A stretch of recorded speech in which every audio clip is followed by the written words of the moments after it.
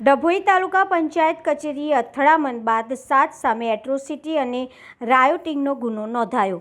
સ્થાનિક સ્વરાજ્યની ચૂંટણી વચ્ચે તાલુકા પંચાયત કચેરી ખાતે ભાજપ અને કોંગ્રેસના કાર્યકર્તાઓ વચ્ચે થયેલી હાથાપાઈ બાદ મામલો વધુ ગરમાયો છે। સમગ્ર ઘટનાને લઈને પોલીસે સખત કાર્યવાહી હાથ ધરી છે। મળતી માહિતી મુજબ ભાજપના મૂળજીભાઈ વસાવાએ એટ્રોસિટી એક્ટ હેઠળ ફરિયાદ નોંધાવી છે। ફરિયાદમાં આરોપ મુકાયો છે કે કોંગ્રેસ પ્રમુખ સુધીર દ્વારા ધારાસભ્ય પર હુમલો કરવામાં આવ્યો હતો। આ ઘટનાના પગલે પોલીસે કોંગ્રેસ પ્રમુખ સહિત કુલ 7 લોકો સામે એટ્રોસિટી અને રાયોટિંગનો ગુનો નોંધ્યો છે। આમાં થુવાવી કોંગ્રેસના જિલ્લા પંચાયત ઉમેદવાર રાકેશ પટેલનું નામ પણ સામેલ હોવાનું જાણવા મળ્યું છે। તાલુકા પંચાયત કચેરી ખાતે ફોર્મ સંબંધિત પ્રતિક્રિયા દરમિયાન બંને પક્ષના કાર્યકરો આમને સામને આવી જતાં વાતચીત ઉગ્ર બની હતી અને બાદમાં હાથાપાઈ સુધી પહોંચી ગઈ હતી।